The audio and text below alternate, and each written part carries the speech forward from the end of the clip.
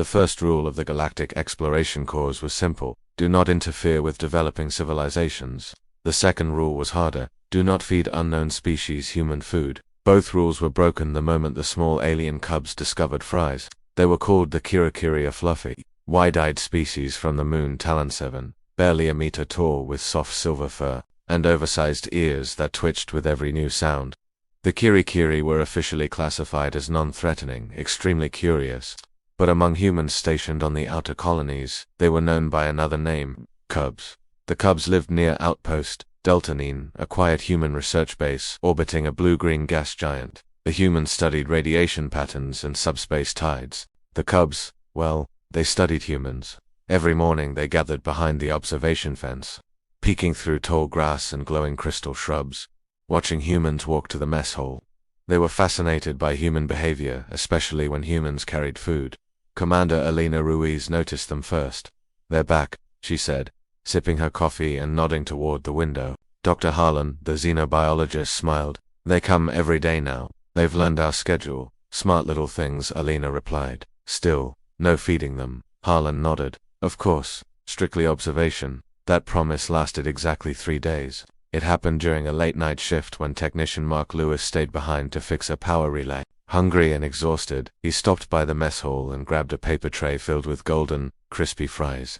He stepped outside, enjoying the artificial night glow of the station lights, when he heard a soft sound: chirp. Mark froze. From the shadows emerged 3 cubs. Their eyes reflected the light like tiny stars. Their noses twitched.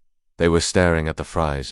"Oh no," Mark muttered. "You guys, you're not supposed to be here." The cubs tilted their heads in perfect unison. One of them stepped closer, sniffing the air. "Chirp chirp." Mark sighed. "I shouldn't." He looked around. No cameras, no officers. He took one fry and gently tossed it onto the ground a few meters away. The cubs jumped back, startled. They stared at the fry as if it were a strange artifact. One cub poked it with a paw. Nothing exploded. Slowly, cautiously, the smallest cub picked it up and took a tiny bite. The reaction was immediate. Its ears shot straight up. Its eyes widened. Its tail puffed out. "Cheery up," it squealed. The other cubs rushed forward. Within seconds, the fry was gone. Mark laughed softly. "Guess you like fries, huh?" That night, the Kiri-Kiri learned 2 things about humans. First, humans carried magical golden sticks. Second, humans were worth following. Within a week, fries became a problem. Everywhere humans went with fries, cubs followed. Maintenance tunnels, observation decks, even the landing bay. Dr. Harlan nearly dropped his datapad when a cub tugged on his pant leg. "Commander," he said urgently over comms. "We have a situation." In the briefing room, the holoscreen displayed footage of at least 20 cubs sitting neatly outside the mess hall doors. "They're forming lines," Elena said slowly. "Actual lines.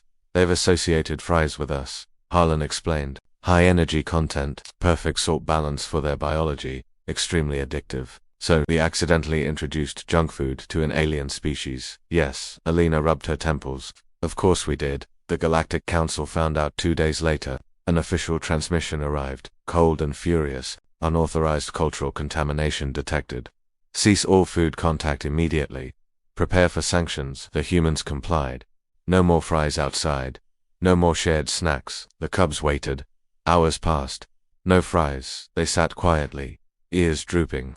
One cub placed a small carved crystal on the ground, an offering. Another rolled a shiny stone toward the door. Elena watched from inside, her chest tight. "They think we're mad at them," she whispered. That night, something unexpected happened. A solar flare struck the gas giant, disrupting the station's shields. Power flickered. Systems failed. The station began to drift toward the planet's gravity well. Emergency alarms blared. Thrusters offline. Engineers worked frantically, but the controls wouldn't respond. Outside, the cubs sensed the danger. Talon 7 species were natural energy feelers, evolved to survive unstable environments. They felt the pull, the growing threat. Without hesitation, they acted.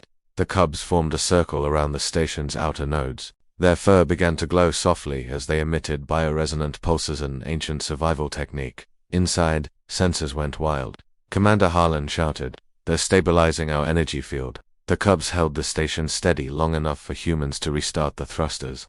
With a final burst, Delta 9 pulled free. Silence followed. Outside, the cubs collapsed, exhausted but alive. The Galactic Council watched the recordings in stunned quiet. Assessment revised. Human-alien interaction resulted in mutual survival. Sanctions withdrawn. Elena stood outside the next day, holding a large tray. Golden fries, fresh steaming. She placed them gently on the ground. The cubs approached, slowly, uncertain. Elena knelt. "Thank you," she said softly. "Friends." One cub picked up a fry, looked at her, and chirped. Soon, laughter echoed across the outpost as humans and cubs shared the moment. From that day on, fries became more than food.